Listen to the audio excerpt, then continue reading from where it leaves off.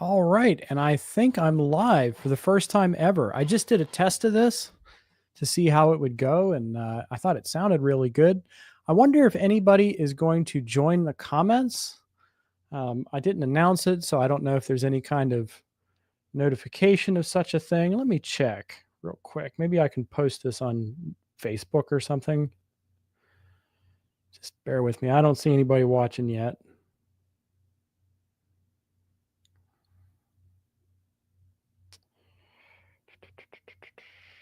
Now, I don't see it on my phone. Let's see.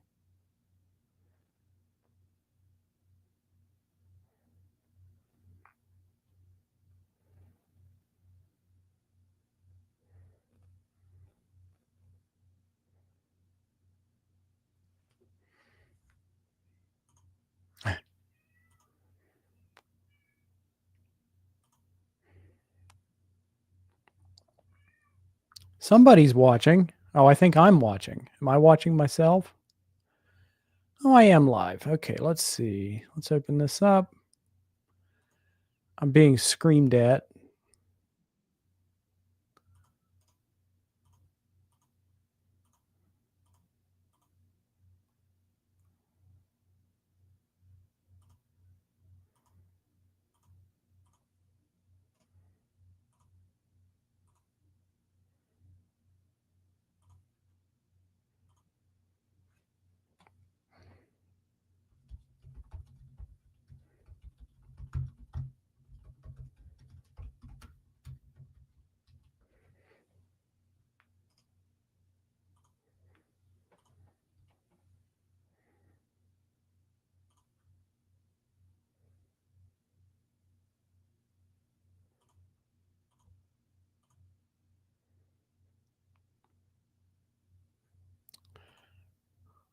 Okay, there's the private chat. I wonder if I can try to post a message.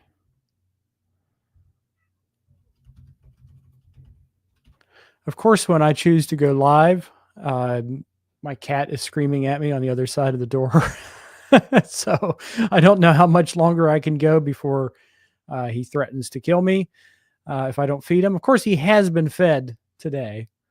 I'm not starving the poor creature, but if he doesn't shut up, he's going to end up on the live stream because that's what happens. Yeah, not going to be on too long today. I just wanted to try this out. I've been hearing lots of good things about StreamYard, and I followed a couple of live streams through StreamYard, and I was really impressed by the quality. I guess somebody's in there. Who is this WV Tall fan? Who could this be? Hello. I guess the chat is working. I'll just write chat, chat. All right. So for the purposes of this, just brief live streaming, and hopefully at some point I'll have a guest. I already talked with my buddy Mike Lieto, and he said he'd be willing to join me. Maybe we can talk about the new Frank Zappa, the Cheaper Than Cheap video. I have no idea where my copy of that is right now. It was sent DHL, which might as well be carrier pigeon, I guess. But as far as I know, they don't have it yet. It's been mailed, but it's somewhere in the United States, I'm guessing. So hopefully we see the Cheaper Than Cheap Blu-ray appear in my mailbox by Wednesday. I feel like that's not too out of the realm of possibility. But the one issue is that I guess it's not an issue, but I'm going back into the studio Friday, Saturday, and Sunday next week. So this time next week, I'll actually be at Aardvark Studios in Steubenville working with Reefer Stramus. We will be doing our final recording session for the new album, and that's going to be really exciting. We got some cool guests lined up for that, including Rick Witkowski from the band Crack the Sky. He's been working with us a little bit in the studio as it is. But he's going to actually be playing on the record. He's going to be playing a little guitar, not a little guitar. It'll be a regular size guitar, but he'll be just playing a little bit of it. Yeah, it's kind of nice to have a legendary progressive rock band basically be my neighbor. And we'll also have David Jackson on the album from Vandergraaf Generator, which is a nice segue because I did grab a few surround sound albums just to gab about while I'm testing the new software, as well as thanking everyone for subscribing. I'm kind of amazed that I have 2,000 subscribers. It doesn't seem that long ago that I was looking at my numbers and thinking, am I ever going to make it past 500? And now we're at 2,000. So really, thank you so much for supporting the channel and continuing to watch. But I did grab a couple albums just to gab about. I did recently get the Vandergraaf Generator Charisma Years box set. So this is a double in my collection, but I just grabbed it because it was sitting out. And I wanted to mention just how revelatory the work of Stephen W. Taylor is. And I have just sort of really begun to appreciate just how great of an engineer Taylor is. Going back to the mid 70s, like I saw that one of his first credits was Desperate Straits, the Slap Happy and Henry Cowell album. And that's a great album. It's odd, as most Henry Cowell is, but I find that one odd even for them, especially with the addition of the Slap Happy crew, including singer Dagmar Krause, who would go on to be a member of Henry Cowell for a little bit. But back to Vandergraaf Generator, I just did a video on their Pawn Hearts record, specifically with the goal of making my own double LP track listing. Now, this album came out a few years after Pawn Hearts, and it's rather interesting because it sort of grew out of the God Bluff album. So Pilgrims and La Raza were both recorded for God Bluff. And then they recorded the rest of this, I guess, in 76. But this was a Vandergraaf Generator album that I loved the cover of, but I never liked the music that much. And when I heard this in 5.1 with Taylor's new mix, I was blown away. I just couldn't believe how subtle and musical this album really is. And it's skyrocketed. It's gone from being one of my least favorite Vandergraaf Generator albums, and now I think it's actually my favorite. I think I might actually like it a little bit better even than Pawn Hearts or God Bluff for that matter. I just think that Pilgrims is fantastic. Still Life is a wonderful track. La Raza is the only one that, that was the one I used to really love, but it's kind of like a holdover from the Over album a little bit. It's kind of like more relationship angst, which is fine. I love it for what it is, but I don't love it quite as much as the rest of the album now, which it's odd how as we age, our perception of music changes. But I just wanted to highlight Taylor's work. I got a few other albums here that I'm going to discuss just a little bit. Hello, ZEB. It's nice to hear from you. ZEB says, I hope VDGG recovers the first two albums too, and also remix Quiet Zone Pleasure Dome. Those VDGG remixes are so good. You are absolutely right. And they have revitalized my interest in the band. They were a band that I thought I left behind. I was really into them in high school, enough to go see them in 2012 at Nearfest. And I met all three of them, and I have their signatures. That's on the Pawn Hearts CD that I have over there. But thanks to the Charisma Years box set and Stephen W. Taylor's work, wonderful work, I'm back into them. And you know what I hope for? I do hope for the Quiet Zone Pleasure Dome. That's a great album. That's almost like VDG in Henry Cowell mode. I mentioned Henry Cowell, just a little bit ago, but that's almost who they remind me of on that album. But I would love that because the mix as it stands is not bad, but it could use some work. Like you can tell it's a little bit rough. And I would also kind of welcome a Vital remix. I think that would be wonderful. But we are getting World Record before the end of the year, or actually before the end of the month.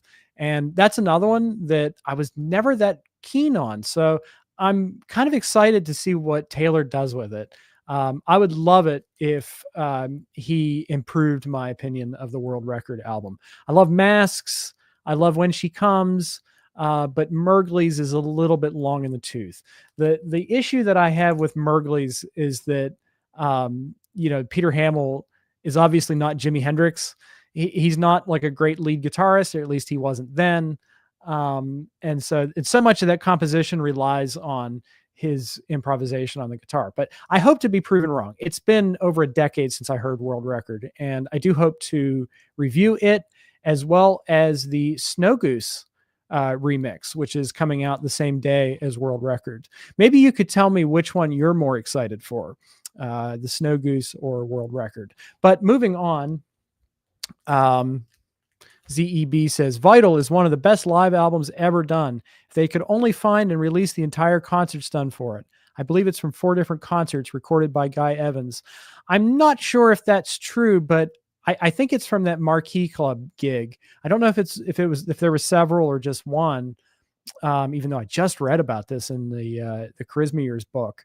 But yes, Guy Evans did do the mixing work on it. And kind of the odd thing about that is that David Jackson's his microphone wasn't connected somehow to the mixing board when they were recording it. So when you hear David Jackson, you're hearing bleed through. A lot of that's bleed through on the vocal mic that Guy Evans was manipulating. And if you think about this in 1978 terms, that is just absolutely astonishing engineering work, because we're not talking about today with Pro Tools where you can actually go in and separate things out and then bring it out. You got to think poor Guy was having to crank those channels up so loud in order to hear the saxophone. And then, you can imagine Peter Hamill screaming and just like, turn it down. So I love the Vital album. What I hope they find, like you said, ZEB, I hope they find, what is it? Cat's Eye Yellow Fever. And there was another song that opened that. That's one of my favorites. Is it Chemical World? That's another really odd one. Quiet Zone, The Pleasure Dome is like a lost Peter Hamill solo album. Sort of like how, In Camera and to some extent Nadir's Big Chance are like lost Van der Graaf Generator albums. I feel like Quiet Zone, The Pleasure Dome is like a lost Peter Hamill solo album disguised as a Van der Graaf. But yeah, what I hope they do is I hope they do a Peter Hamill Charisma Years box with mixes by Taylor, or even not. Like if they can't find the tapes and they just present those old albums with sparkly new masters that are dynamic, I would flip out if they did a Hamill Charisma Years box. ZEB once again asks, have you heard any of those Hawkwind remixes by either Steven Wilson or Stephen W. Taylor? They are amazing. He also adds, yes, bring on the Hamill 70s big box. I'm so in. Me too, Z. Me too. I'm glad that you mentioned Hawkwind. I was actually going to talk about this Bowie, but I brought a friend. I hope I don't get yelled at by YouTube for showing this cover, but it is artistic. It's artistic nudity. It's not like gratuitous or anything. But Space Ritual by Hawkwind, this blew my mind when I listened to it. This is another one of those bands that, when I was in high school, and I discovered just an incredible amount of music. I probably heard all of the Zappa records during that time, all the Van der Graaf records, all the Gentle Giant, all the King Crimson. I heard like Chicago, like that kind of stuff, Moody Blues.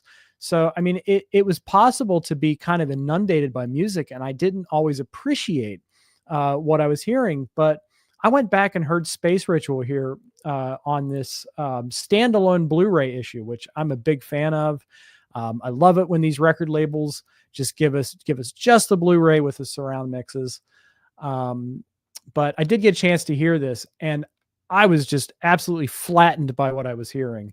There is so much there's like metal here, there's proto punk, it's psychedelic. There's like a bit of that Sid Barrett thing coming in there a little bit. But this is just really great psychedelic stoner rock music.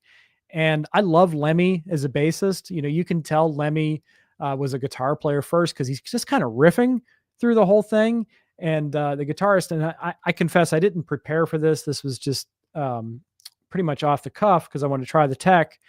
But I was just astonished by the fact that the bass was leading the band and the guitar player was kind of more textural.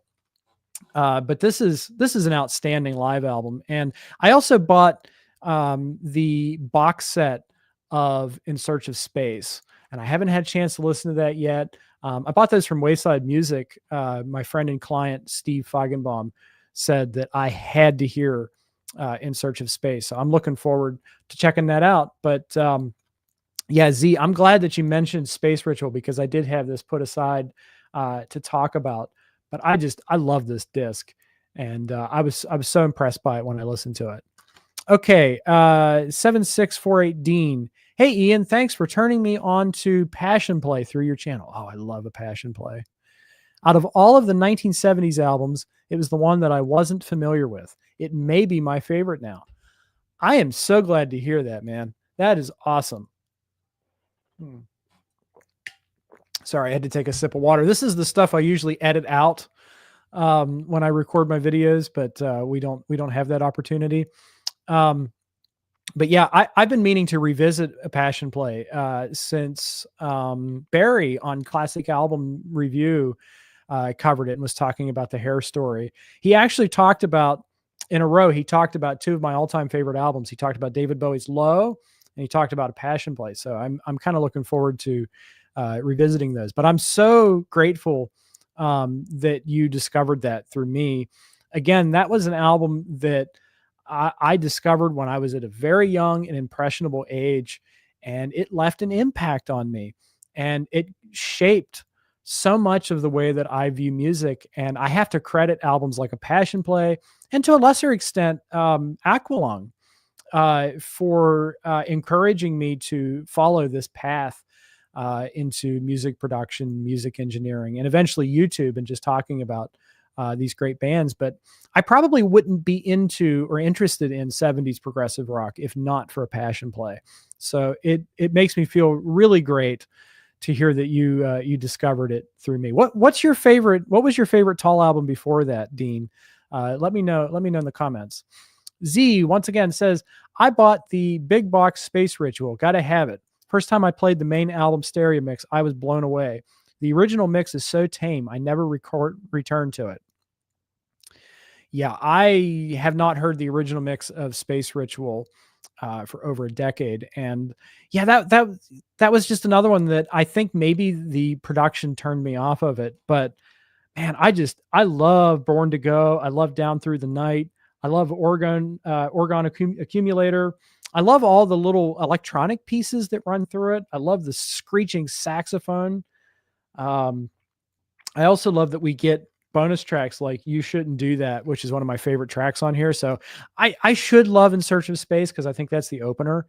But yeah, you guys are encouraging me. I think tonight I might pull out In Search of Space and give it a listen, because these guys were really ahead of the curve in a lot of ways, I think. And I mean, I'm sure that at this point they've certainly gotten their due.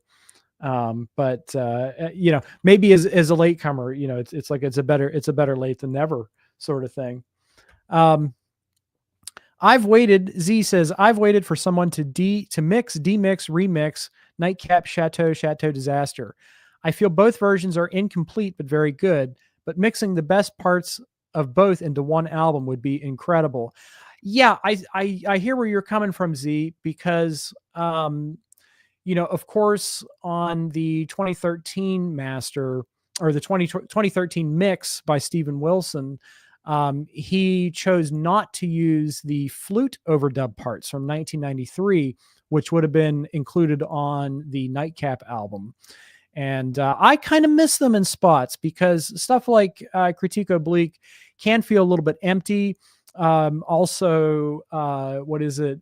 I think Look at the Animals was renamed as Law of the Bungle, or maybe that was its original name. I can't remember exactly, but I especially miss the flute riffs on Look at the Animals, on the Chateau Disaster 2013 mix. So I think I would like that too. I would like to see some parts included. Now, if you have the Broadsword and the Beast box, I can't remember what the subtitle of that is off the top of my head. But if you have the Broadsword and the Beast box set, Stephen did choose to include some of the flute parts in some of those songs. Most notably, I would say Crew Nights, which is one of my favorites. And I love that, you kind of hear what it would have sounded like in 1981, but then when the bridge kicks in with those, those building chords, that are just so astonishing. I like that you have the flute solo over top of that, because I feel like that does, that does send it into hyperspace for me. So I'm glad to have the flute parts on the Broadsword sessions. And I have to admit, I was kind of hoping that when they did revisit the Chateau de Hurville sessions for vinyl, because they included a new mix of The Hair on that didn't have the orchestra. It was just the piano mix, which was rather interesting to hear. And I kind of feel should have been on the 2013 mix. But I was kind of hoping that maybe some of the flute would be mixed back in on the vinyl, just to give us an alternate to what we had over 10 years ago. But I don't know. I don't think that's ever going to happen, but maybe if enough people ask for it, I always say anything could happen. I didn't think that we would ever get Living in the Past. But that's a box set that I am absolutely thrilled for. And I don't think it's been officially announced yet, but maybe the track listing was leaked on Hoffman's. But I am really excited to finally get the complete Carnegie Hall 70 show mixed by Wilson, because that has been released before. I have it over there on the stand-up set from like 2010, but it doesn't sound very good. There's a lot of really bad issues.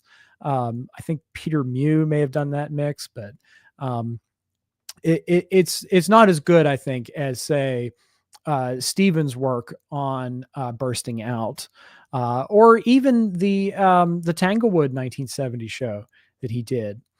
So yeah, that was a good comment, Z. I agree with that. I would like to see some of the flute parts restored to the Chateau de Hurville sessions, especially since, they already did it without, giving us the option to hear it both ways. I think would be fascinating, because I do think those nightcap masters are quite compromised. Dean says, because of my age, my favorites were Bursting Out, Stormwatch A, and Broadsword, because I bought them in real time in high school. I can attest to the fact that age has very little to do with musical appreciation, because I love those albums too. And I can't remember how old I am. I'm like 32, 33, something like that. After a certain point, I don't get so hung up on it, but every so often I will get a comment like, if you weren't alive during that time, you have no business talking about it. It's like, well, dude, do you want people to still talk about it or not? Like, I like that the future generations should be still talking about this music. It's like, should future generations not be performing Beethoven? Of course not. That's how Beethoven continues to be relevant. But anyway, I love the Bursting Out album. The new version of that is outstanding. And I'm tempted to do I should say I'm considering doing a best live albums and multi-channel. And that would be my pick for the best multi-channel live album, because that Bursting Out mix that Wilson did for the Elevated edition is breathtaking. And, such as like taking all of those different sources, because I think Tall did like a small European tour and recorded a bunch of dates. And then there was like the Bern Switzerland show that's kind of like the backbone of it. But what's amazing to me is that Wilson was able to make all those venues sound pretty much the same. And so the new Bursting Out is the best it's ever sounded, in my opinion. Stormwatch, I'm glad you mentioned Stormwatch. That might be my second favorite. That might be my second favorite Jethro Tull record after Passion Play. That was another that was given to me by my parents around the same time that I heard a Passion Play. So I absolutely love it. The song Dark Ages, I think, that might be the best thing they did in the 70s. And that's saying a lot, but that is an outstanding track. Did you guys see the Lively Arts documentary? Someone, I think the BBC may have released that finally online somewhere, but somebody got a hold of that and posted it on YouTube, and I had to pick my jaw up off the floor watching that, because they show like a good chunk of Dark Ages, and it's like an early version of it with different lyrics, which you can hear on the box set, but you can't see it. And it was just amazing to me to see like a really good quality transfer of that multi-camera, professional audio version. And John Glasscock is still in the band. So, there's this sense that everything is well, it's not quite starting to fall apart yet. Everybody's happy. And there's this beautiful moment in the Lively Arts documentary where you see just a quick shot of Barry Barlow, the drummer from the Stormwatch album, and going back all the way to Life's a Long Song. That was the first thing he appeared on back in 1971. But you have longstanding drummer Barry Barlow sitting next to Eddie Jobson on the plane, and it just was like, what? Wait, this happened? And then I remembered that UK opened for Tull on the 1979 tour. So somewhere off camera, I can only imagine is John Wetton sitting there talking to Evan somewhere, or is Bozio hanging out with Ian Anderson? I want to know more. I want to know more about these two bands, because that plane had to have some of the greatest musicians in the world at that time all in one place. What an amazing! I wish I could have seen Tull in their heyday. Yes, both mixes of the Carnegie Hall concert are subpar. That's the version I'm probably most familiar with, is the 25th anniversary box set. Waiting for someone, hint that goes through the differences of Burn and Bursting Out. We kind of did that. Let me get another drink.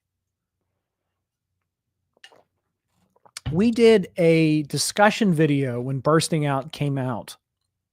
And that was with my buddy Jocko, who's a Tull expert, and my buddy Mike Lieto, who's not a Tull expert, but he loved the album. And so it was kind of nice to have like somebody who knew all the details and somebody who was asking all the right questions. And I'm pretty sure we did talk about which ones, because it's very clearly stated in the elevated edition booklet which ones came from Burn. Which ones came from Burn, and which ones came from other venues. But what's not known is exactly which venues that were recorded, which ones are on the album. Nobody really knows which ones, the other venues, but the Burn tracks are known. So yeah, that might be something. Maybe I will do that, because that was embedded in a video that was like an hour and a half long. So you'd have to click through it to find it. So yeah, that it wouldn't be a long video. It'd be like maybe 5 minutes, but it might be worth doing, because, some people feel that they don't need Burn if they have the Heavy Horses box set, they don't need Bursting Out if they have the Heavy Horses box set, because Burn is complete on the Heavy Horses box set. And, what you need and what you don't need depends on how big of a fan you are, in my opinion. I'm the kind of Tull fan. I hesitate to say everything, because at a point that becomes excessive, but I want as much as I can get. And to me, there's a number of differences between the burn show that's included on Heavy Horses, such as, um, some of the performances aren't quite as good in my opinion, and it's really the mixing. I not a huge fan of Jacko Jacksik's mixing. It doesn't really put me there in the way that Wilson's does. So that's really the biggest, I think, draw of an album like Bursting Out, specifically the new version, is that Wilson's mixing really does put you there inside of the album. And I also like hearing the performances that Tall, or I guess Ian Anderson, selected back in 1978. Look at it, compare it to like Playing the Fool, the Gentle Giant disc that just came out, which I did review. I reviewed it yesterday. And they had to rely on some, in my opinion, subpar performances, at least vocally, due to the inavailability of some of the multi-track tapes. And, it kind of shows. It kind of shows that they had to rely on some less, less than great performances. And I like hearing the performances that Tall chose back in 1978, because I think there's something to that curation. Okay. I also love the live disc on a la mode. That's a really unique lineup in concert. Absolutely. I think when I did my Tall live mix ranking, I think I ranked LA Forum 80 at like number 2 or number 3. It might be number 1. It's a fantastic document. And I think what I love most about that is that you get so much of the A album there. Like you get to hear, I want to say Uniform, and I want to say Batteries Not Included is in the set, Protect and Survive, but it's Pine Martin's Jig. That is the one, man. That is just astonishing to hear that. And I like how on that LA Forum show, Ian Anderson says, we haven't gotten this right yet. Let's hope we nail it for the recording, and they just proceed to play the crap out of it, in my opinion. And I wonder if that whole thing was just, a joke. We haven't nailed it, because they play the crap out of it.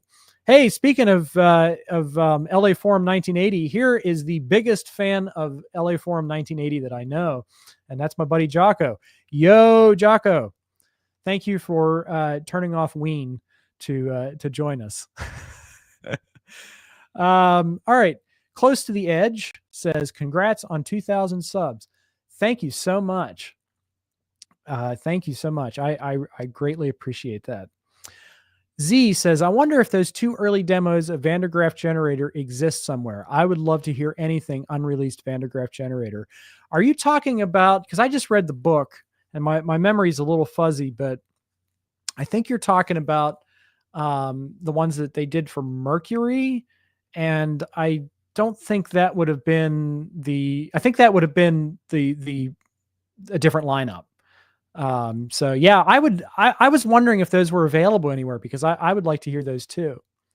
Bruno says, the problem with Jocko mixes, at least the stereo ones, are they aren't mastered. It sounds very muddy. They decided against mastering remixes after Peter Mew butchered Wilson remixes on Aqualung Thick as a Brick.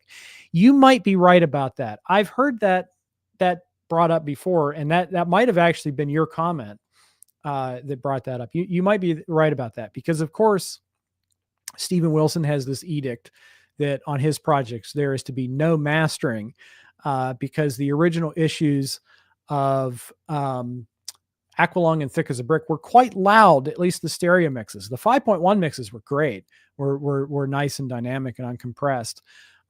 So yeah, I could see how lack of mastering could compromise the Jocko mixes. Because, I have to say that the Landover, Maryland show from 1977 that Jocko mixed is pretty good. It's pretty good. I very much enjoy that. Yeah, I very much enjoy that indeed. Jocko says Bruno is pretty much correct. I think that's 3 out of 3. I think we all agree. So, all right. Probably not going to be on here for too much longer. It's getting close to 3 p.m. here, but I see I have 11 viewers. That's 11 more than I expected. So that's great. Does anybody have any questions while I'm on? I might grab one of these other discs that I pulled out just to talk about it.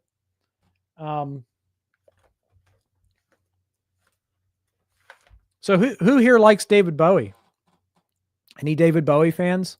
I haven't had the opportunity to talk about a whole lot of David Bowie on the channel, but I would like to change that. I did talk about the Ziggy Stardust Atmos mix, which was pretty good. It did have maybe some issues with, like, I wasn't sure how I felt about some of the drum plate replacement, but it was pretty good. This is from 2005.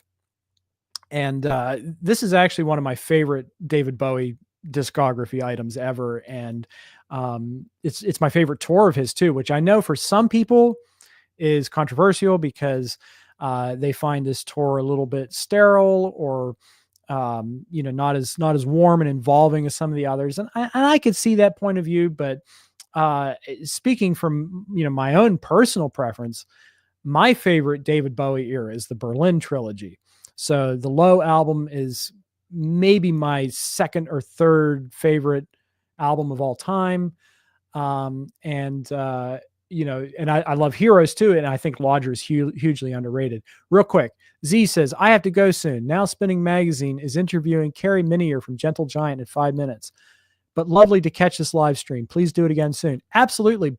By the way, Phil is awesome. I watch his channel all the time, and I think he's a subscriber of mine. So, go watch Phil. I'm sure that's going to be a fantastic interview. The interview he did with Ian Anderson is one of the best I've seen in years. So I do intend to catch that when I get the chance. So enjoy. Yeah, let me know how that is.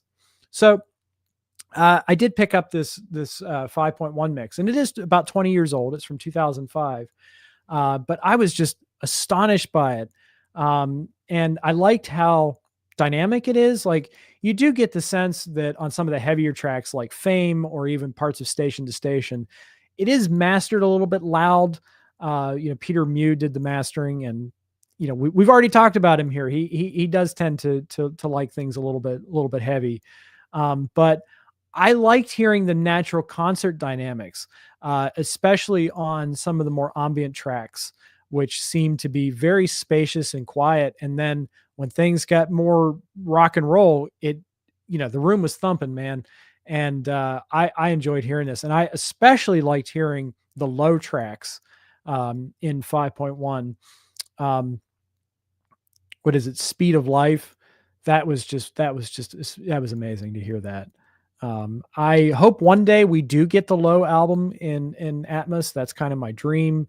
Again, that's one of my very favorite albums, and I haven't had a chance to talk about a whole lot of Bowie here, so I hope to get around to that. But you also get on this set, you get the Ziggy Stardust medley, and I will admit that I like the studio version of Soul Love better.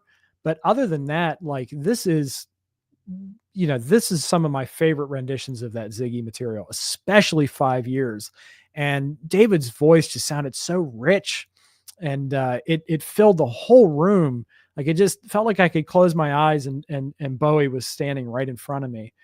Also, I love hearing this era of Adrian Belew. It's like a transitionary phase between Frank Zappa and King Crimson. And my first thought when Heroes came on was, whoever this guitar player is, he sounds like he's doing an amazing Robert Fripp impression, without even thinking that, within just a few years, he would be, in a band writing and performing with Robert Fripp. By the way, I heard Robert Fripp had a heart attack. That's terrible. Like, I'm glad he's okay, but that's very scary. He's one of the greats, man.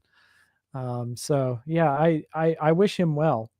But yeah, this is a great live album. I don't feel like it's talked about much. I was kind of surprised to hear that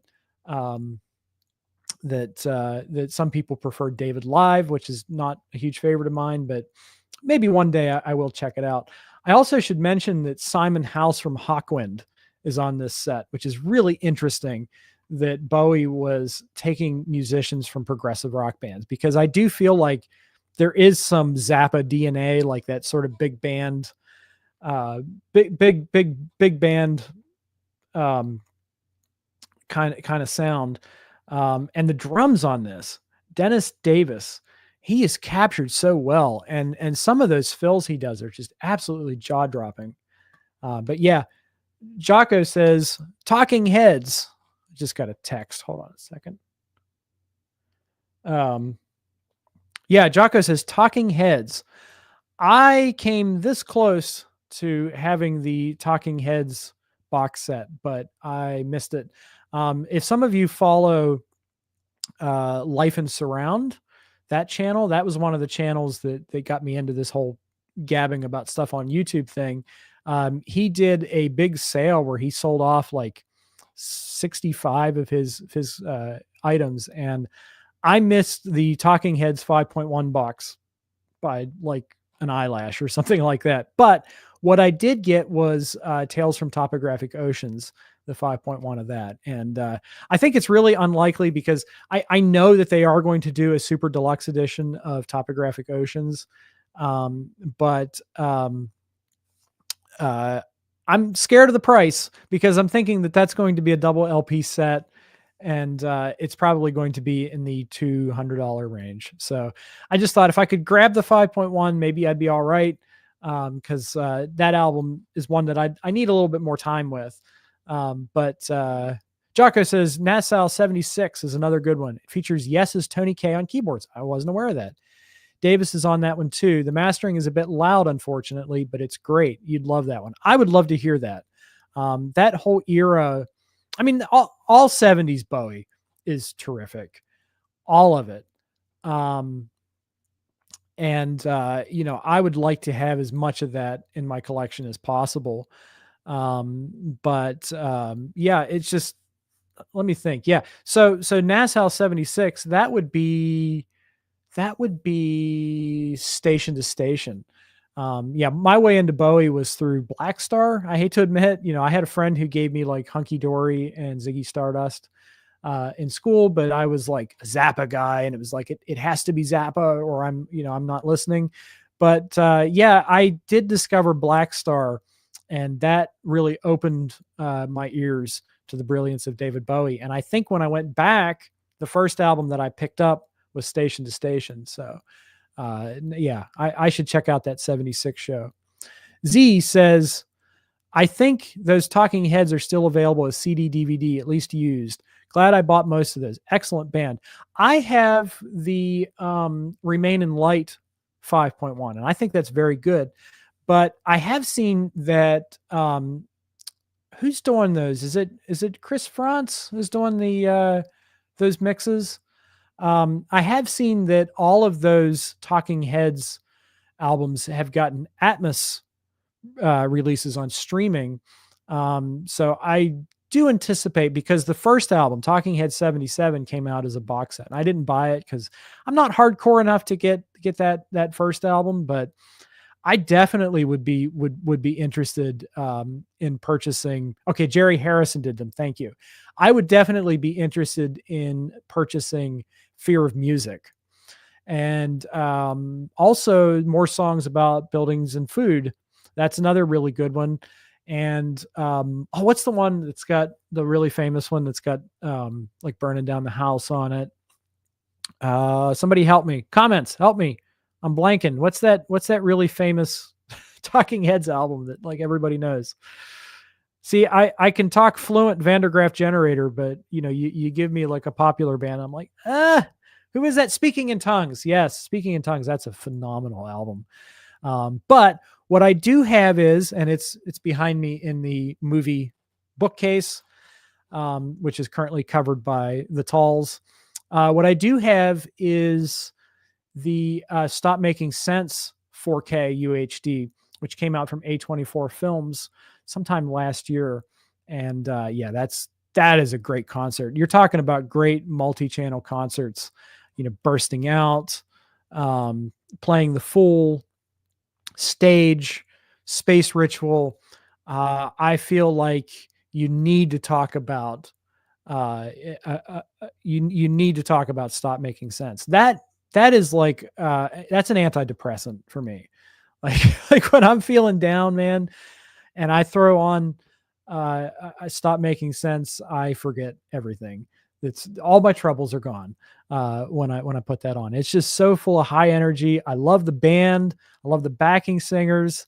I love David Byrne's his whole stage presence. Yeah, that's a great show. Um, Kathy, hello, Kathy. Good to see you. A Deep Cuts regular. Anybody remember Deep Cuts, or is that too far back? Kathy says, "Hey Ian, congrats on 2000. Thank you so much. I really appreciate that. Like I said, I remember a time when I thought I'd never make 1,000. So I'm blown away. I'm blown away that we've reached 2,000. Yeah. Okay. I think I'll stay on here for just a little bit longer. I'm at 45 minutes. I'm starting to get a little tired. Maybe go for another 15 minutes and see who's hanging around. Are there any other questions? If you ever wanted to hear me talk about something that I haven't reviewed, now would be a great time to bring that up. Otherwise, I'm probably going to gab about some Kraftwerk or Genesis or something.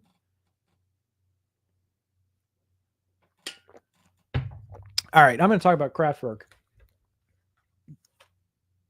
You're confused. What you confused about? What's there to be confused about?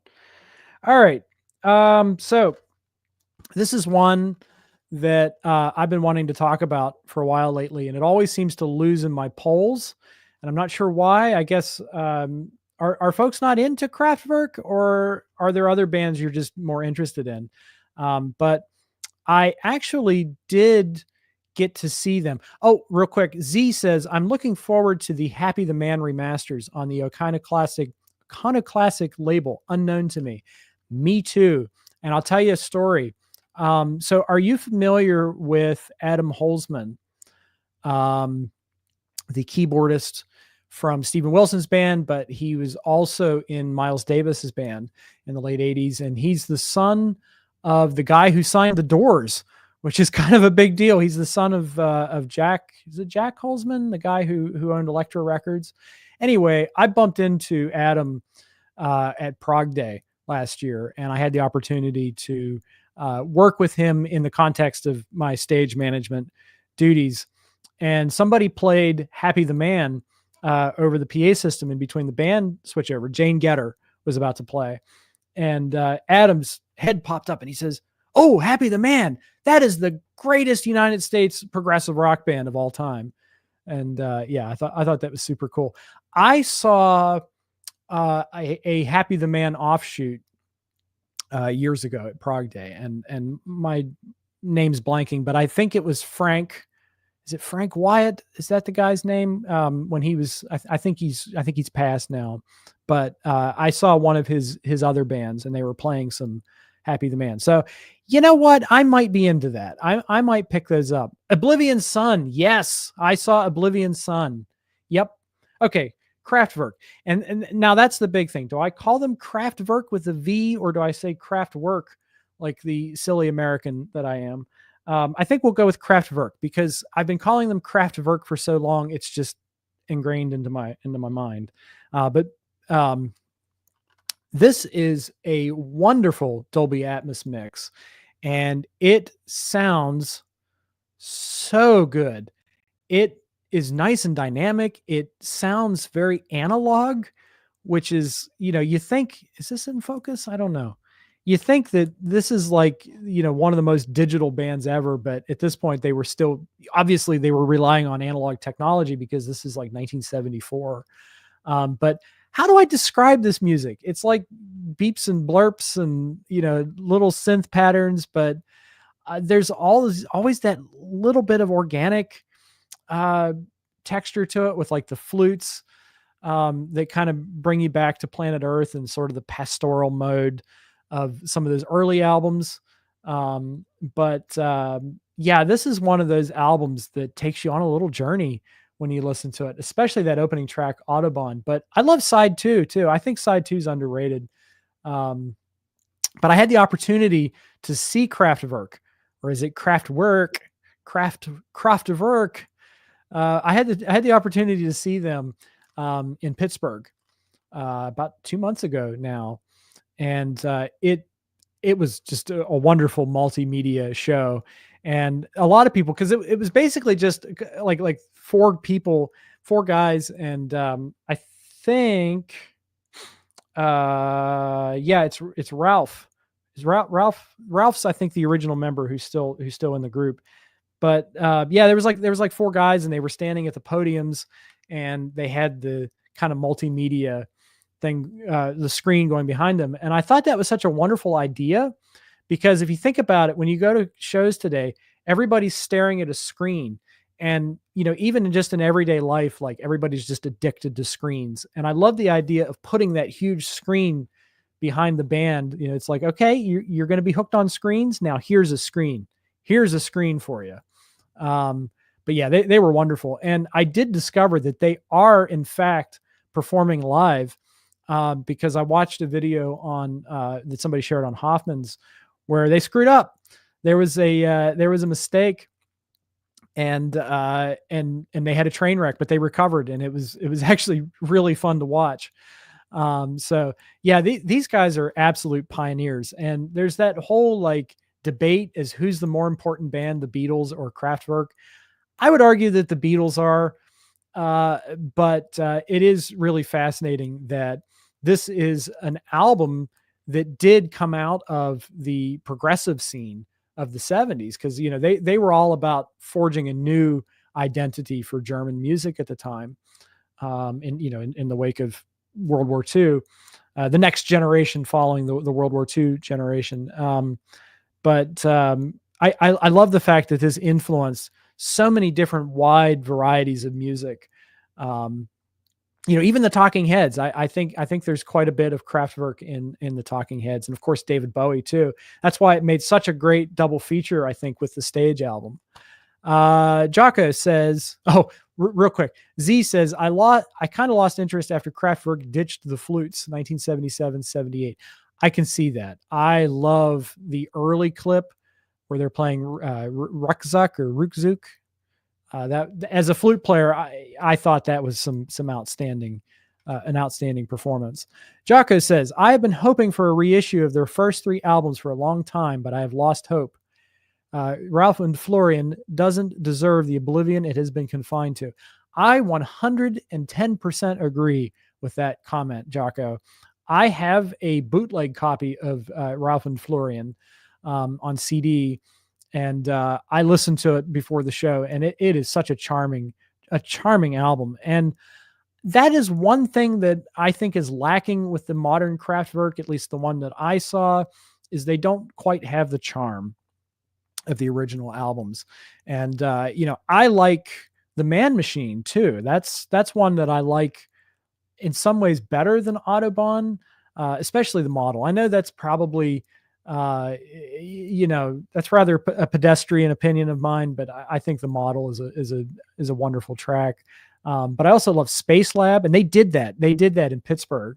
And it was cool when they did Space Lab, because they had footage of like the venue, because I saw it at Stage AE and we were indoors, but they were like showing a Kraftwerk flying saucer land on the lawn of Stage AE. And I thought that was really, really cool. Because you think that they're playing worldwide, and so they would have to redo that whole gag for every city that they played in, and that's really, really smart, really, really smart stuff. But yeah, Ralph and Florian is a great album. That's one of my favorites of theirs too. Z says German krautrock is the best. I've been buying and playing a lot of Papa Vu lately. Even their early 80s stuff is great. My comment on Papa Vu is Werner Herzog's films. Are you a fan of Werner Herzog's films, Z? If you haven't, you should check out his Nosferatu, which Popol Vuh contributed the soundtrack to. They also did Aguirre, The Wrath of God, which is one of my favorite films.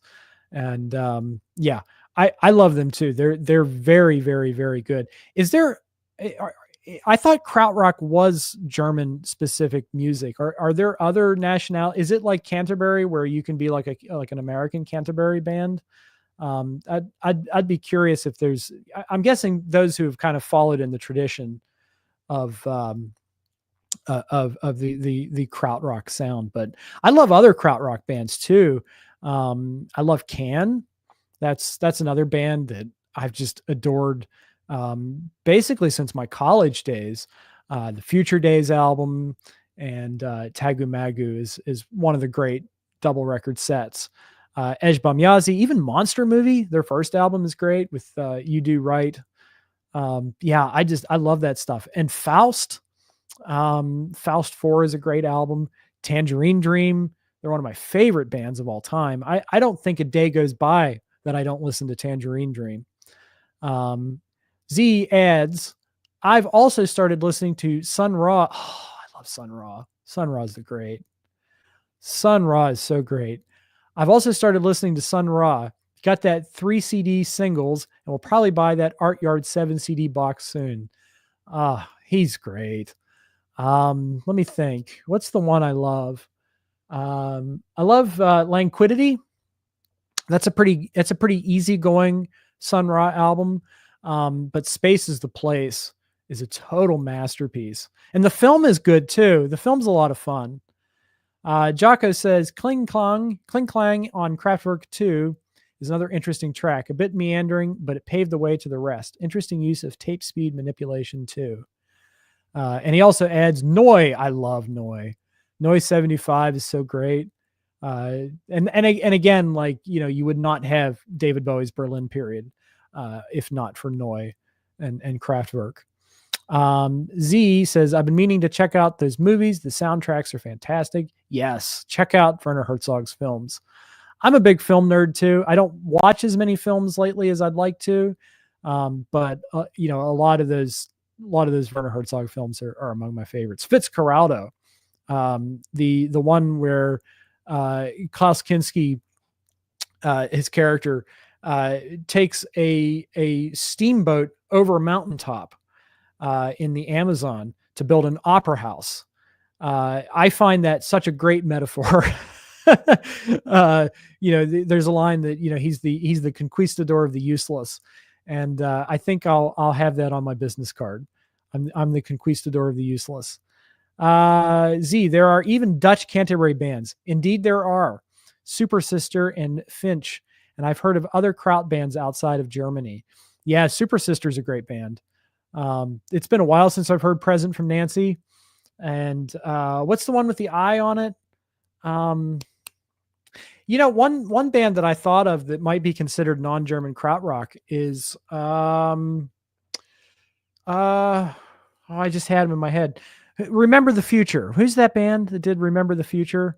I even saw them. Nectar. Are you guys hip to Nectar? I saw Nectar at Prague Day a couple years ago, and they did the whole of Remember the Future.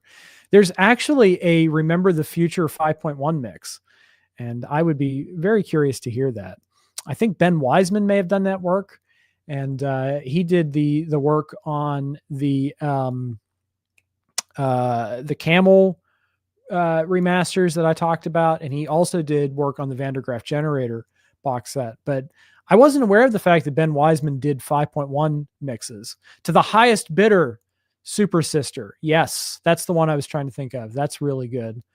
That's a really, really good one. Excuse me. So we got just a few more minutes.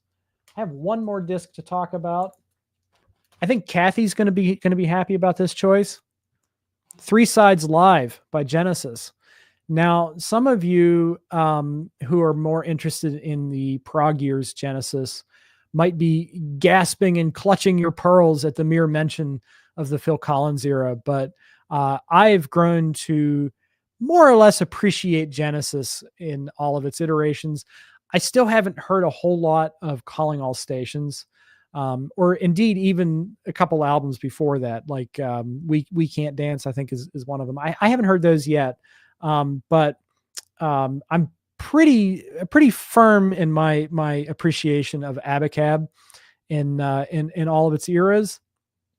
And this is a great Blu-ray, and I'm glad that Jocko says 3 sides live. There's also a 5.1 of seconds out. I would love to hear that. Also, Z says, gonna order Sun Ra Languidity. Thank you. Enjoy that. That is a great album. That's a great chill listen. It's not as groundbreaking. It's not as celestial as Space is the Place. But it's just a really, really, really, really cool record. I need to hear more Sun Ra. He's one of those artists who's, it's like, okay, if you want to find just an arbitrary genre to put him in, it's jazz. But he makes Sun Ra music. It's like Zappa. Like Zappa makes Zappa music. Sun Ra makes Sun Ra music. He is his own genre, and he's a force to be reckoned with. So that's a catalog that, quite frankly, intimidates me. But one day I would love to hear them all. I watched a documentary on him, and it may have been Space is the Place, but Sun Ra didn't sleep. He would just play. He was working all the time, and he would just fall asleep at his keyboard. Like during rehearsal, he'd just doze off and wake up a few hours later. He's like Einstein. He'd just get these little cat naps and then carry on. So yeah, Sun Ra is just incredible.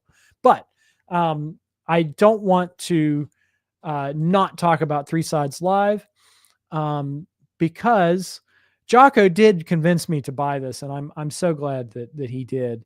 The video portion of this is interesting. It's very much a historical document. It's a look into what Genesis would have been on a day-to-day basis in 1981, what their touring life was like. You see them with their families, which is really nice. You see their families on the tour bus, and you get these great little radio interviews where you get to see, just how funny Phil Collins was. Like, he just was effortlessly funny and witty, and always knew exactly the right thing to say.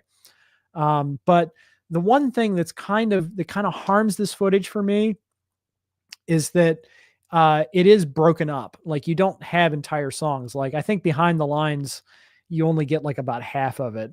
And then, criminally, I think they break up the segue from Behind the Lines into Duchess, which is one of my favorite Genesis moments. So I was a little bit frustrated by that, but it's still like interesting for like as a historical document. And the restoration work is phenomenal.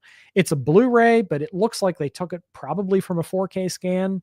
And I think a lot of this was done on 16 millimeter. So it has like a very filmic look to it that I like. But the real, I think, draw to this collection is actually the bonus selection. Z, when you say the 4th live side, I'm not sure. I think you are talking about this, because there's audio only full length versions included, which basically splits the difference between, the songs that are cut down on the main program. So you have the full Behind the Lines and Duchess. You have the full Me and Sarah Jane. I don't think, Man on the Corner. And then you get one for the Vine, which that's Tony Banks in his genius phase, in my opinion. That is One for the Vine is maybe the Genesis song for me. I mean, there's many great songs. There's Firth of Fifth is another great one, but One for the Vine is just that one always gets me. Fountain of Salmacis, you early fans, I'm sure that some of you are going to yell at me for this, but this is the best version of that for me. I don't get sick of it. I never get sick of hearing that. And Follow You, Follow Me, of course, from And Then There Were Three, which is an underrated Genesis album. I love And Then There Were Three. That might not be my favorite song from And Then There Were Three. I'm more of a what's the one that goes Go West Young Man? That's my favorite from that album. But anyhow, this is presented in 5.1. The entire program is, but so are the audio only. And at present, see, I never bought the Genesis SACDs with the 5.1 mixes, because I was just getting into the band when those were available, and I think they were already out for a while. And I was always instructed to avoid the Nick Davis mixes. And from what I understand, um, those are more compressed. And so I always went back and tried to get the original mixes. But I do regret that I don't have any Genesis in 5.1 with the exception of this disc. That's why I'm so excited for The Lamb Lies Down on Broadway, the Atmos mix of that, which is coming out uh, sometime this century. Maybe when I'm 95, Tony Banks will finally decide to release that. But at present, I think the most recent date I saw was sometime in September. So hopefully before the end of the year, we'll get the Lamb. But as it stands, I think this is a wonderful Genesis document in general. And I really love it. I will put this on and play it quite often. Okay. Jocko says, I will definitely yell at you. Well, you're in the comments and I'm the one who can do the yelling. So I'm sorry, man. I don't know if you can yell at me, but anyway, Chester, as good as he generally is, doesn't replicate the jazzy drumming nuances Collins did in the original. I think you're right. No need to yell at me, Jocko. I think you're right. I love Chester too. He's one of my favorite Zappa drummers. He's not my favorite, but he's definitely in the top 3. Yeah, I would point to Misunderstanding as a really good example of that, because Collins' feel on the original Duke version of Misunderstanding is something really, really special. And Chester doesn't quite nail it, in my opinion. He plays it, he plays the song right, but it just doesn't quite feel the same when Chester plays that one. So I definitely agree with that point of view. That Phil's drumming on the albums is definitely, it's not that Chester's poor. It's just that Phil is Phil. There's only one Phil Collins for sure. Z says, I don't get why anyone complains about Abacab, especially Who Done It. I think it's a decent album. After that, it went downhill slowly. I can't comment because I do have a copy of Invisible Touch that I haven't listened to yet. But I've not heard the Shapes album yet. So I'm familiar with like the singles. I'm familiar with Mama and stuff like that and Land of Confusion. But Abacab is kind of my cutoff point at the moment. And that's not due to lack of interest. It's just that there's so many other things taking my attention at the moment, especially a lot of these fantastic reissues that are coming out. But yeah, one day I will hear all of the Genesis records. Like Genesis from 1970 through 1981 is a phenomenal stretch of records. I mean, not all of them are as good as I should say. I don't like all of them the same amount. Like I have my favorites, like The Lamb Lies Down on Broadway. That's the best to me. That's the best Genesis record. And I say that, and on this set you get the Slippermen medley, which is, I mean, might be the highlight of this whole disc. And I love the fact that, and I think I mentioned this on my Lamb Lies Down on Broadway review, is that a lot of the Lamb Lies Down on Broadway was indeed the core trio, the Phil, Mike, and Tony, because Peter Gabriel had his own personal issues that he was dealing with, and at the same time, so was Steve Hackett. So a lot of that fourth side of the Lamb is really the core trio starting to come to light for the first time. And it makes a lot of sense, in my opinion, to do some of that Lamb Lies Down on Broadway stuff in their trio era. So yeah, I love all the Genesis records, but to talk about some of my favorites, like The Lamb Lies Down on Broadway has got to be mentioned. Selling England by the Pound, Foxtrot. I'm big on Trespass too. Like that's one that I don't hear talked about as much, but I really love Trespass.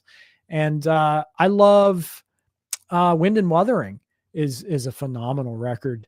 And I love A Trick of the Tail. So yeah, that's all of them. I love them all. Why don't I just say I love them all? Jocko says, I like Sturmer's solo though, not as poetic as Hackett's, but pretty intense. I agree.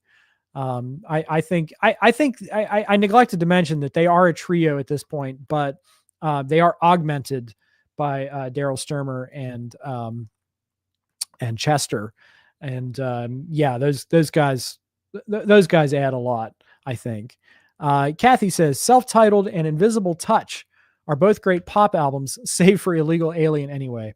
Even We Can't Dance has some really good tracks. Yeah, I agree. Like I need to do some more Genesis homework, because I think that even when they went pop, they still maintained a lot of their identity, because even when Genesis were a progressive rock band, I think they were still a pop band. Like the core of those progressive rock albums are great pop songwriting, just like the core of those pop albums is, you know, the progressiveness is still in there. The classical music influence is still in there. But all right, I have been gabbing for 70 minutes, and you know, I'm a little tired, but I've really appreciated all of you coming by, especially, you know, with absolutely no notice. I just discovered StreamYard because I have been asked to join an interview podcast, or YouTube interview podcast, coming soon. And this will actually be the software that I will use when I'm interviewed. So I wanted to give it a shot. I also wanted to do something special for getting 2,000 subscribers, which is quite a milestone. So I appreciate you all for joining me and participating in the chat. This takes me back, friends. This reminds me of when I used to do the radio show, and I would love to get Mike, and I would love to get Jocko on some point, if you guys would be interested to do something like this. Maybe talk about the new Zappa release when it comes out. But real quick, some more comments. By the way, I'm winding down here, but if you have any more questions, if you want me to talk about something that I haven't talked about before, this is the time to request that. Jocko says Ant Phillips talked about a proper deluxe reissue of From Genesis to Revelation about a year ago or so. Nothing came out of it publicly since then, but I'm actually interested. That's actually a rather good album, and there's a song on that. See, when I'm driving, I don't listen to complete albums because I don't have a CD player in my car, which sucks. I hate not having a CD player in my car, but quite frankly, I work from home, so I don't do a lot of driving. But when I do drive, I will play Apple Music, and I'll just play stuff on random. And there's a track from that album, From Genesis to Revelation, that comes on, and it's mind blowing. Like, you know who it is as soon as it starts. Even though they're pretty much like still in school when they did that album. They're like 16, 17, 18 years old when they did that album. And I'm trying to remember what the title of that song is. I'll have to look at bear with me just a second here. So I do have a version of From Genesis to Revelation, and this is under a different title, and the word was. And I've heard this. I have listened to it. It's just that I'm not as familiar with the titles. I'm not as familiar with this album in general, but the song is In the Beginning. That is a great song. And it definitely, to me, like it's definitely a precursor to the Trespass era and the later progressive Genesis. So I think they already had it. Even as kids, they already had something special, in my opinion. Let's see. So yeah, the deluxe From Genesis to Revelation, that sounds fascinating. I'll have to wait, but it just seems like the Genesis, they love to announce things and then wait. And it's like, are we going to get a new Peter Gabriel album first, or are we going to get The Lamb Lies Down on Broadway? You know, who knows? You know, it could be any time in the next century. Okay. They wrote Visions of Angels back then. That's a great song. Wasn't that about somebody's girlfriend or something? Like wasn't that about Anthony Phillips' girlfriend or something? Um, but okay, check out Genesis 50 years ago. It contains some non-string versions and alternate mixes. Interesting. I think there's some bonus tracks on this version, but I'm not. See, what I would like to have, and maybe you folks in the chat room could help. Is there like a definitive Genesis book? Because I'm all about like reading about the history of things. Like I just bought Nick Mason's book. It was $2 on Kindle. Like that's like you'd be dumb not to pick up the the Nick Mason book for $2. And I just talked about Pink Floyd, but when I did Pompeii, but Nick Mason I think is my favorite member of Pink Floyd now. And it's like Roger Waters is the genius. He's undisputedly the genius in my opinion, but I don't think I'd want to hang out with him.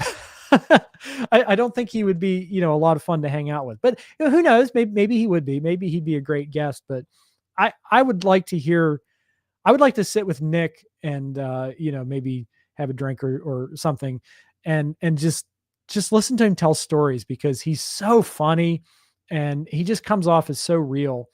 So I'm looking forward to reading Nick's book. But if any of you in the chat could recommend a decent Genesis book that's like a nice career overview and has interviews from the band, especially if it's on Kindle or if it's like an affordable digital version, I'd be into that, because it would certainly inform my YouTube content.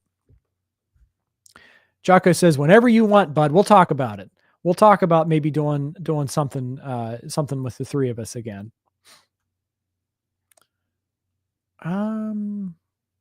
Z says, I think, and he's talking about the Genesis to Revelation box set.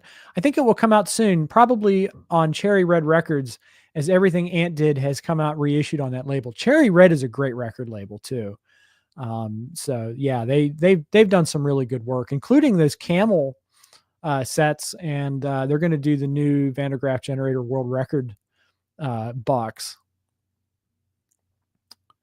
I think Visions of Angels were Anthony written about Gail, Peter Gabriel's girlfriend. Okay, yeah, I knew it was something like that. It's a beautiful track. I love Visions of Angels. The whole of that album, like what's great to me about Trespass is that right from the first song, Peter Gabriel is singing in this very soulful, almost R&B inspired style that I don't think he would do again until his solo career. And I really enjoy hearing his voice in that kind of smooth, soulful context. Excuse me. Pancakes for lunch. Z says, thoughts on the highly underrated The Single Factor by Camel. I hated that at first listens. Now it's way up there with Moon Madness and Nude. Interesting. Very interesting. I confess I've never heard it. My Camel knowledge is not thorough. It's not extensive. But I'd like to. I'd like to hear. I have a copy of Rain Dances that I've yet to play. I'm very interested in that album. Richard Sinclair's bass on that, and Mel Collins is on saxes. I did hear a little bit of live material from the Rain Dances era, and I thought it was breathtaking. I love hearing Andy Latimer backed up by Mel Collins on flute. Of course, I'm a flute player, so I would be predisposed to enjoying that. But I can't think of many other, or really any other. It's hard to think of many progressive rock bands that have one flute player, let alone two. So it was a really exciting era for Camel, I think, when Mel Collins was in the band. And that whole era that's like post Moon Madness fascinates me, because I love the stability of the first, 4 or 5 albums. I love that stable, that classic lineup. But it seems like when Doug Ferguson left, it triggered this instability era But it seems like that's some of the most interesting stuff that they did. Like I got to hear Nude for the first time through actually through this channel. I just bought it because I thought, okay, I'll check it out. I like Mirage and Moon Madness. I'll check it out. And I was kind of astonished by how different it was, but yet it still, kind of retains that Camel identity that I think is pretty much merged with Andrew Latimer. Z says, stop this stream and go play Rain Dances right now. Yeah, maybe I will do that. I think I'm going to play Hawkwind tonight, but maybe I will do Rain Dances. See, I don't know, like, there's almost this temptation to just kind of put it on now, but I don't know if the YouTube gods would smile on that. And plus, I do want to get going here soon. But Bruno says the single factor is more like a Andrew Latimer project. The album has some musicians who also worked for Alan Parsons. Good album, nothing wrong. Product of the era, a good one. Well, I am a huge Alan Parsons Project fan. And that is a band that I've not talked about at all on this channel. And I would very much like to. So I did notice that Nude kind of felt like an Alan Parsons Project album a little bit. It kind of reminded me maybe of Turn of the Friendly Card, which is one of their great albums in my opinion. So yeah, that's interesting. I do like how Camel managed to synthesize the influences of a lot of different artists. But it always came through, that Andrew Latimer personality. And even an album like Nude that is so, it's kind of tranquil, it's kind of mellow, but even then it has moments that get really intense, sort of in the same way that the Snow Goose does. Oh, and Z says Anthony Phillips is on Single Factor. Yeah, I'm kicking myself that I never bought the MCA and Decca Years Camel box set, because I'll be honest with you, they're one of those bands that I'd heard, but I wasn't like a super fan of. But through Stephen W. Taylor's mixes, I have grown to appreciate them quite a lot. And I'm pretty jazzed for the Mirage, or the Snow Goose 5.1, because I'm thinking that may end up being my favorite. I mean, Moon Madness is my favorite record of theirs, at least of the ones that I've heard. But I'm really hoping that the Snow Goose blows me away, because I've always loved that album. Excuse me. Z, Camel is the perfect band for people sick of Dire Straits, Pink Floyd, and the Alan Parsons Project. Okay, I'm going to do my Alan Parsons Project spiel. Bear with me just a second. So,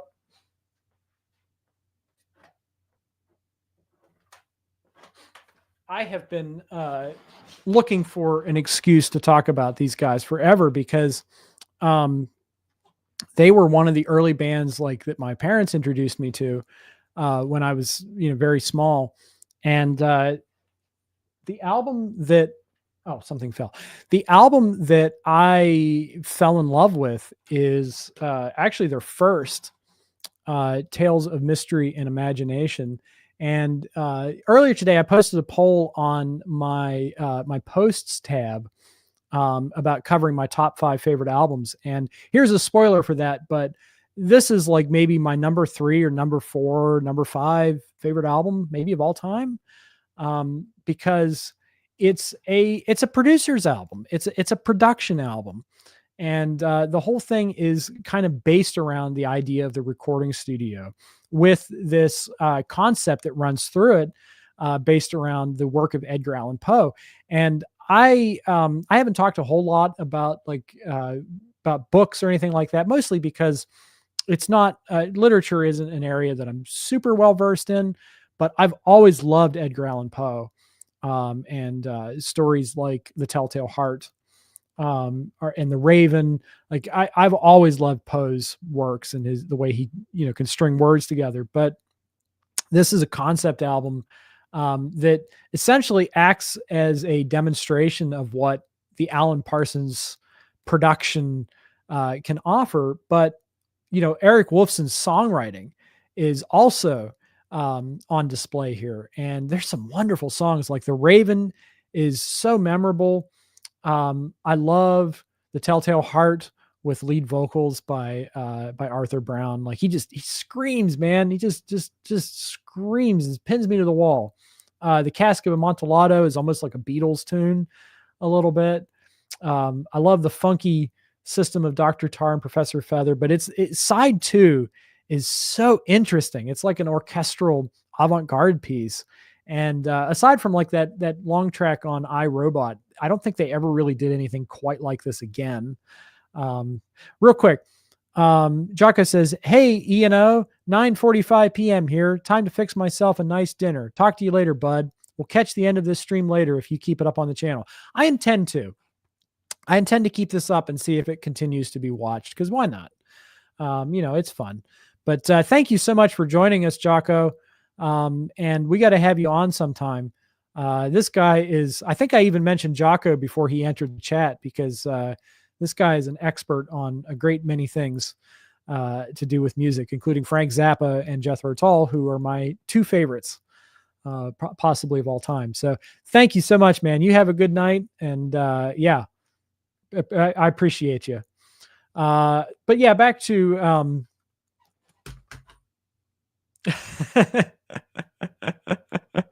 back to the Tales of Mystery and Imagination. This is one of those essential albums to me, and I hope you folks at home love this one as much as I do. I have a couple others. They're all good, but there's just some sort of special magic about this one. And again, like I love the whole idea of the recording studio being the thing which this is based on. It's not like a vanity project or like a solo project. This is a studio album by a studio. And I've always been, really, really in love with that idea. But, you have these other records which get much more pop, I guess. This is definitely a progressive album. It's kind of like, if Edgar Allan Poe did The Dark Side of the Moon. But and I doubt I have these in the right order, but I also love this one. This is Eye in the Sky. If you tune into any sporting event, in America, you're going to hear Sirius. And most people probably don't even know that that's an Alan Parsons Project tune, but Eye in the Sky is a phenomenal track. Gemini is a great track. Psychobabble, so memorable. Step by Step, that's a song that got stuck in my head like crazy about a week ago. The only one that I'm not too crazy about on this one is Children of the Moon. It's kind of like a poor man's Raven remake. But the original Raven was phenomenal. So it's like if I weren't so familiar with the Tales of Mystery and Imagination, I might love it. But I forgot to mention, like the use of the vocoder on the Raven is so awesome. I did get this one recently, Pyramid. Haven't spent a whole lot of time with it yet. My impression upon first listen was that it wasn't quite as good as the others, and I'm not sure what exactly was preventing me from getting into it. But this might be, from an objective point of view, their best. It's a concept album about, the whole idea of taking chances. It's almost like, the Roll the Bones, the Rush album, but decades before. But every song on this album is so great. Maybe a Price to Pay. Games People Play is just, that's like a quintessential Alan Parsons track. Time. And then you have another sweet on here with the Turn of the Friendly Card. Snake Eyes gets stuck in my head like crazy. But yeah, I do need to talk about these guys more, because they're an essential band to me. And then over there somewhere, I have iRobot and Eve on CD. I hope someday soon we get the Atmos mix of iRobot. And it seems like Alan is going back and revisiting this stuff and putting out about one a year or so. So I think I did read that iRobot was in the cards. Was in the cards. so to speak. So hopefully we see that soon. But okay, I see the chat is kind of slowed down, so it might be time to wind up here. It is Mother's Day, so maybe I might take the rest of the day off and go see mom, or maybe take a walk because it's a nice day or something like that. But yeah, last minute, is there anybody who wants to ask a question or contribute a comment before I go? Z says, great stream. Do it again soon, Ian. I think I will. I'm able to do like 20 hours a month before it becomes a paid program. So we'll see. Of course, if I am monetized on YouTube. So if it does bring in a certain amount of income stream, it might be worthwhile to pay for unlimited streaming. So we'll see how it pans out. This is something that was just totally impromptu. I wanted to try it out and see how it worked. I did a test and I thought, hey, that looks and sounds great. So I decided to go live and just see who would come along. Next time I might actually schedule it and do something more structured.